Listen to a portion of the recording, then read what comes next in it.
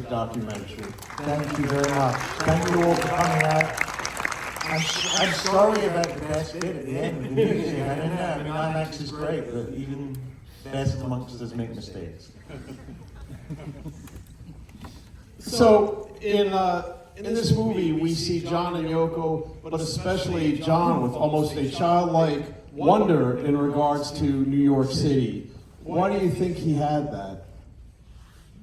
I think because New York at that time was, you know, it represented freedom for them and a new way of life. You know, they were leaving London, where Yoko had experienced, in particular, a lot of problems for being, you know, the person who supposedly split up the Beatles. And I think you got to remember also this is only 26 years after the end of the Second World War, and people in Britain in particular, you know, were quite anti-Japanese actually. So there was a bit of that, and also because of all the recriminations around this. The kind of the split of the Beatles for John as well. Everyone was constantly asking him about it. And you hear at the beginning of the film, he's on the radio and he's talking about, you know, I don't want to be a Beatle anymore, I want to be me now. And so there he is, age 31, arriving in the city, which felt free and fresh and creative and exciting, and where they wanted to live like normal people in this tiny apartment.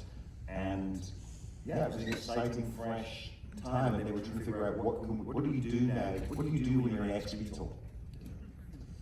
Apparently, one of the things you do is hang out with some very marginal characters like David Peel and A.J. Weberman. That was very. Again, I think that kind of goes with the wonder that we just spoke about, where such characters would become near and dear to his heart. Yeah, I mean, I think that he embraced New York and its most eccentric denizens, and even though, you know, you hear he's just arrived in New York in the radio, he's been down to Washington Square Park, whatever it's called, and he's heard people singing, he's heard David Peel singing The Pope Smokes Go, and then he becomes friends with David Peel, and he puts out one of his records, and he just embraces the whole openness of it. And I think people tell me that their door was basically open in their apartment. You would just walk in, knock on the door, walk in, have a chat, sit on the bed. And so I think that the thing that characterized, and I think of John in this period in the film, is there is an incredible openness in general, that he and Yoko were both, you know, open to political ideas and philosophical ideas and willing to embrace everybody. And I think just to add, the other great character who we followed through the film is Allen Ginsberg. And just as a little note, that incredible poem, Alan's, the bottom poem, when I reached out to the Ginsberg estate and said, we've got this footage, they didn't have any record of this poem existing. So we actually brought this poem back into the Ginsberg canon, if you like, which is fantastic in itself. And I think he's a real hero in the film. You know, and you see he stays close with John, and if you notice when John has the falling out with the Rubens over violence, the one person that follows John and Yoko's side is Ginsberg. And then in that lovely scene at the end, you know, with the Minority Report, and there he is, you know, praying that this be overcome. I think Ginsberg is one of the great heroes, you know, running through the film. Now, Peter, did you bring this project to Kevin's attention? I did actually, yes. I produced a previous film with the Lennon estate called Above the Same Sky, which was about when John was in Tittenhurst making a mansion and built up a relationship with the estate there. And when we came, I found out about this concert, and then I was talking with the Lennon estate, and we thought about not just producing a concert, but telling the story around it. And then when I talked to Sean about it, actually his one real note was, we need to have a British director on this. But in order to have this similar view to John, that it was coming into New York. And of course Kevin was completely at the top of my list and took this Say that now. it's like slap on everyone else. But you know, clearly took what was a very broad idea and shaped it into something which you just all seen. So thank you, Kevin. Thank you, Peter. And Sean worked very hard with you on restoring the music, the audio from the concert, and did a fantastic job, because from what you've told me previously, there was so many issues with the audio that might have been one of the reasons John didn't do more concerts. Actually, I mean, Kevin can talk to this, but it wasn't just the audio, it was all of the footage had been used a couple of times and cut up and just put back into reels and completely mixed up. And so it was, I think, a kind of 10-year process, finding all the underlying footage and the negatives, and then syncing it back up to the audio, which in itself... Also, some of the cameras are running at different rates than other cameras. This is where it gets technical. Kevin can take over here. No, but it was a mess, because basically the footage was shot for an ABC special that was also part of the fundraiser, so they sold the rights to the ABC, and that was going to raise more money for kids, and that went out and was not a great success, and the concert was not considered to be a great success. I think largely because everyone who saw it felt the sound was so bad, and it was only really through Sean's efforts to restore it and to take each individual track and clean it up, and it took a long time using the very latest sound technology to get rid of its stringy sound and then remix it, that you end up with something like this. Even when I first got involved a couple of years ago, they still weren't there yet, and I listened to some of it and I was like, oh God, this isn't great. But if you want to hear what it used to sound like, you can go on YouTube and look at there was a VHS release in 1986, and it's a very different thing. Yeah, and if any of you are planning to go out for Record Store Day tomorrow, there's a wonderful EP from the soundtrack that's being released. And the full soundtrack will be released with both our evening concerts in the fall, I think, around the time of John's birthday.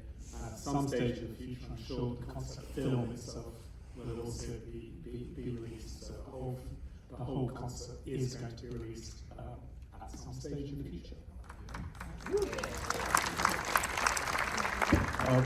I came of age right around the time the Beatles had already broken up, but it was still that era when you were supposed to choose a favorite Beatle, which I don't think there was. I was thinking about, like, nobody ever said, oh, you gotta choose a favorite Rolling Stone, but I guess they had such four separate. You look like a pole. But John I picked John, and his legacy, as you know, has taken somewhat of a beating over the years with some behavioral issues and other things. But one thing I really love about this movie is it really paints him in a very human and humorous, and I think it shines him in a very good light. It's somewhat akin to the Hard Day's Night character, but with a lot more political awareness. Yeah, political awareness, but also naivety about politics. And I mean, he wants to be engaged. He wants to be using his celebrity to make the world a better place. But he's not always sure where to place that. He refers to himself as Robin Hood, kind of at one point. Yes. So I mean, I think that this the character you see is also complicated by the fact that all those audio recordings, the phone recordings, that's them just as they really are. They're not meant for public consumption. It's just them chatting on the phone. And so you really do get I guess any of us, if somebody recorded our phone calls, we would sometimes sound a bit naive. But those were the great find for us, that halfway through the edit, somebody from the estate phoned up and said, oh, we found this box of tapes, and it says a box that says, audio recordings, 1972, would you like to listen to them? And I'm like, yes, absolutely. But that totally transformed what the film was and made it much more intimate, and you really get an insight, particularly into Yoko, I think, actually. And when you started working on this project, I can't imagine you'd have had any idea how unfortunately timely this movie would turn out to be in terms of all the talk about deportations and the need for protests. The world seems to have been copying our film since, I don't know why, but it wasn't intended to be a political film. it was intended to, reflect the times that they were in, and obviously they were quite politicized. But I didn't realize until we, were thick in it, that the world was indeed copying. Now it was copying 1972. It seemed, and so many of the themes about race and about environment and about, obviously politics, and populist politics, and student protests and anti-war movements. They're all still current. They're still the questions that people are asking now, and the issues that are ongoing now. And that has really made me think a lot about why is there this cycle in American politics, or maybe it's not American politics, maybe it's in world politics, and why do the same issues keep coming back again every sort of 50 years or so? Have we not learned anything from the past? Seemingly not, unfortunately.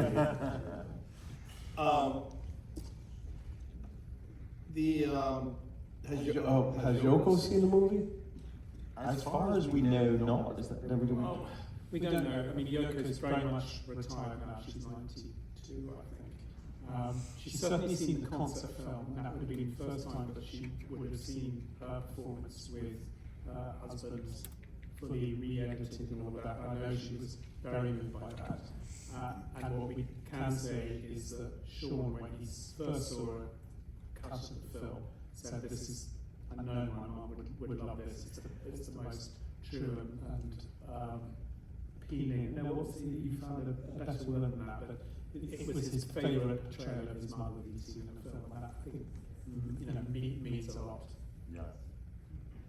Now, the interspersing between the concert and footage of John and Yoko and all the TV clips, it's very fascinating, very well done. I imagine you guys must have been looking at hundreds of hours of clips. What was the process in deciding what would work or fit in the film? Well, it was a combination of trial and error and watching a lot of hundreds of hours, as you say, of material. We would look at, historical events. We had a big board of all the historical events and all the TV shows and all the sort of important things that went on in this basically 15-month period from the end of 71 to the beginning of 73. And we would just look at clips, and we had very great archive researchers, and they would come up with material for us. We'd say, what is there on the Munich Olympic Games? We didn't end up putting that in. Or what is there on Attica? And what is there in Vietnam? How can we represent Vietnam in a slightly different way? Find footage that isn't the same footage that's seen again and again. And we would just look at all of this stuff. And sometimes then, we would try and find connections. All the way through the film is really about finding unexpected connections and things that are callbacks to something you've seen before, so that you feel as you're watching it that everything has its place, everything is connected, and so I wanted it to be a feeling that the music is sometimes reflecting on the archive footage, and sometimes their lives were reflecting on the music. Obviously, with things like the word Yoko and Mother, that coming very much out of their lives, but all these three strands: the personal life, the television, which is the world of America at that time, and then the music, are all somehow, each one is elucidating the other and making the other ones richer. So they're reflecting on each other, these three different strands. Yeah, and it also ties complicated to talk. It's one of those things hard to talk about. But I kept comparing it when Sam, the editor, and I'm doing it. It's very much like cooking. You have a recipe, but then it's kind of like, it needs a bit more chili. It needs a bit more hijacking. It needs a bit more salt.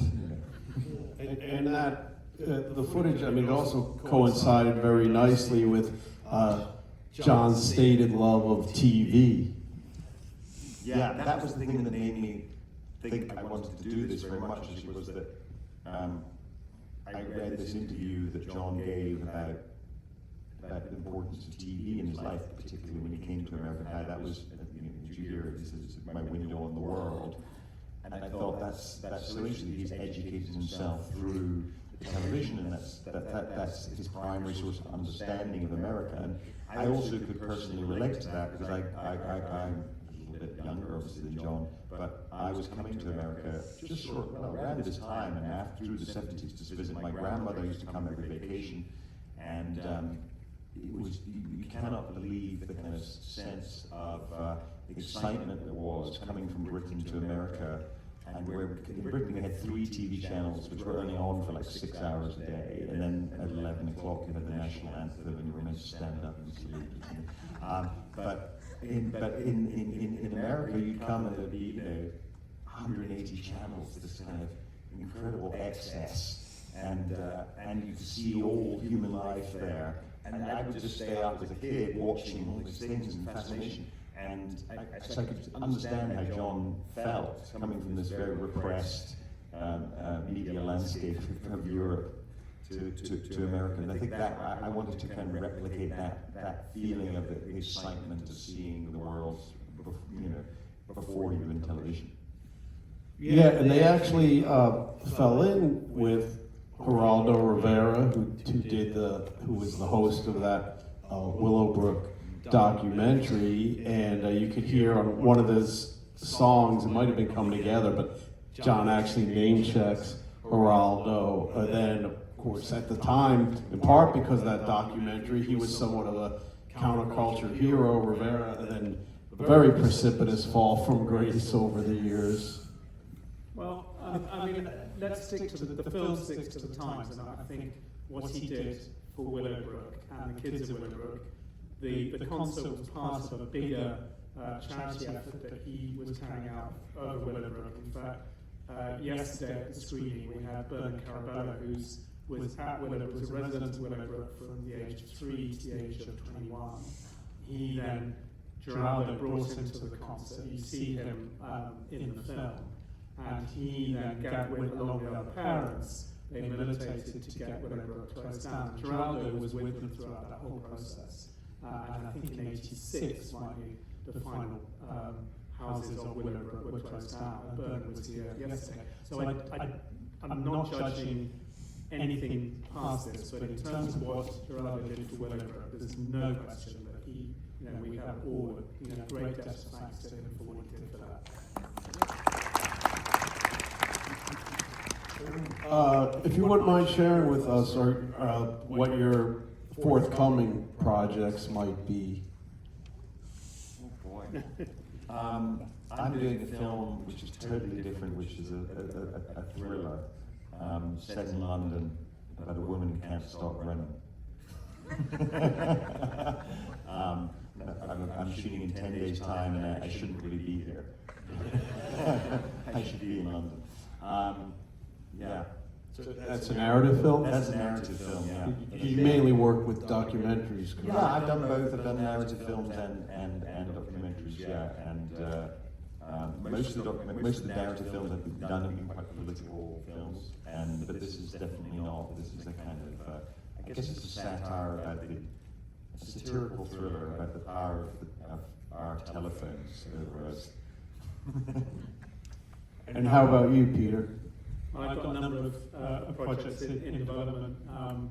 Potentially the one just started shooting last week, which I may or may not be working with Kevin on, is a film about a BMX and an ex-world champion of BMX who had a big accident and has been trying to recreate his life off the back of that. But again, I'm trying to get into a world and find a human story through a world that maybe we don't know as much about. All right, and I believe we have some time for some questions from the audience, if anybody has one. Did Dylan ever show up? Dylan never showed up. Yesterday they had a Q&A, and I said that the Bob Dylan narrative in this is a shaggy dog story. And everyone said, well, Sean said, what does that mean? And that's obviously not an idiom that translates from British to American idiom, but basically it means that it's a story that goes nowhere. So Dylan, they were trying to get Dylan to be part of their tour. Dylan in the end refused, not I think because of A.J. Weberman and all of that, but I think he didn't want to get involved, and he was very reclusive in that period. And at the same time, I think John had realized he couldn't do it either. I think he was worried about being thrown out of the country, and their attentions had moved on to the concert. So no, that Dylan, I think they did hang out with Dylan a bit at the time. But they did hang out. Amazingly, someone came up to me and said that he was great friends with a kid who lived in the next door apartment in Bank Street. And this kid was a bit of a naughty kid. He managed to climb over the roof and climb down that spiral staircase you see in the apartment, and comes into the apartment. And there, to be honest, there's John Lennon and Bob Dylan, and this little 5-year-old kid is there, and he refuses to go. And so John Lennon and Bob Dylan say, if we sing you a song, will you leave and go back home to your mum and your daddy? And they did. Isn't that amazing? Most importantly, the flies showed up.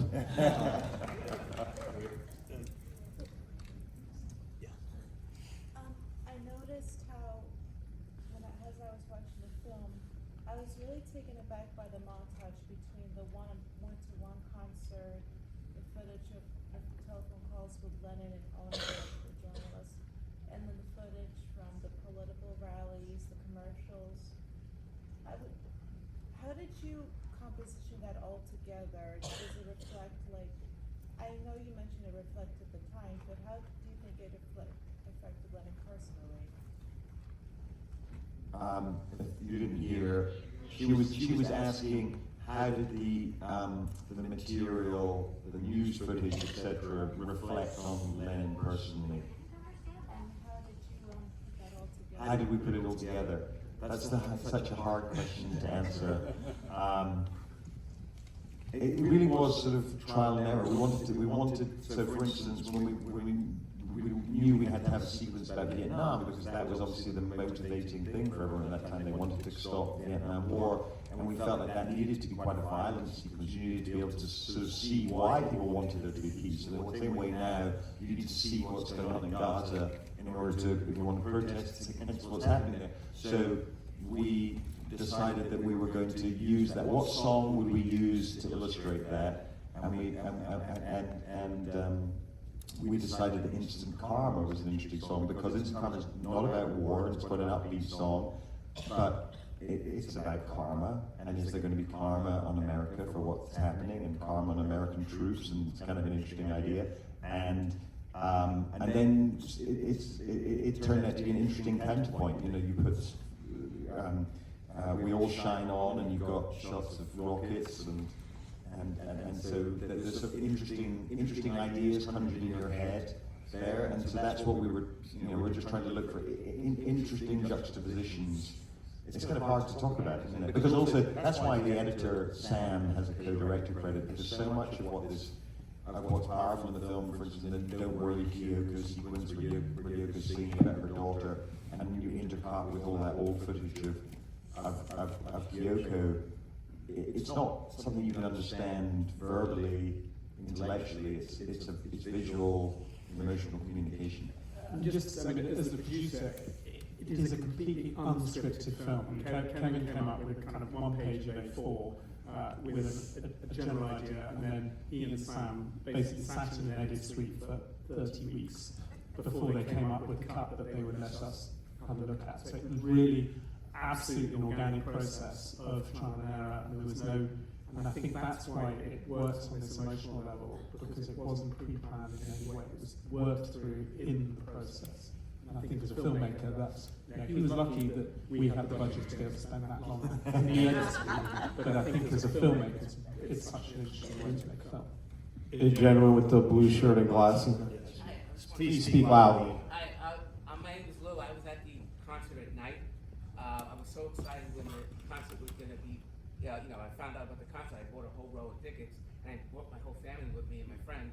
And I just wanted to thank you for putting this together, because this is such an important footage. Like I said, I've seen it, and you did a great job. I remember the events that were going on at the time. It was so accurate. I wish you guys would release the video too, please. I'm sure there will be a video. I have it on VHS, and I can't, I'm sure it'll go out. Thank you. Okay, please. Thank you. Sorry, we only have time for 2 more questions in the white hat. Yes. Was there ever discussion in like the previs or forming a treatment to include the other Beatles in like a prelude, or was it strictly your intention to only focus on John and Yoko? He's asking, was there ever any planned to include the other Beatles as a prelude. There was briefly, actually, because we thought at one stage it might, because as I said, that in a way you can see the whole film as being about John and Yoko trying to escape from Britain, escape from the hangover of the Beatles, as it were. And so we did at one stage try an opening which was a montage of them being, harassed by the British press and what they had to try and escape from.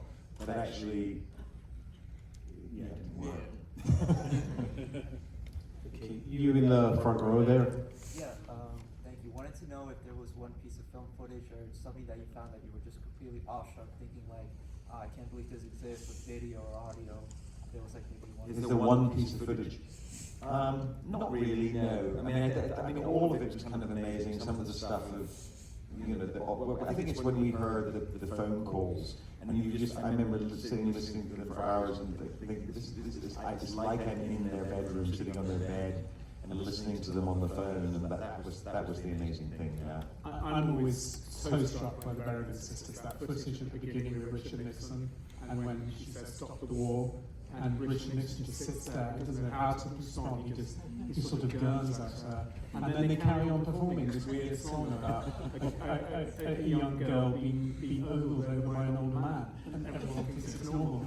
And you just imagine what would happen if anything like that happened in front of the president nowadays. It's just extraordinary. It makes me sit, each time I see it, it sort of jolts me into awareness of the kind of film we're going to be watching. Yeah, I was so surprised that I didn't know about that clip. I'd never seen it before, which is odd because it is such a stunning moment. Yeah. Well, thank you, Kevin and Peter. Best of luck with this film. Congratulations.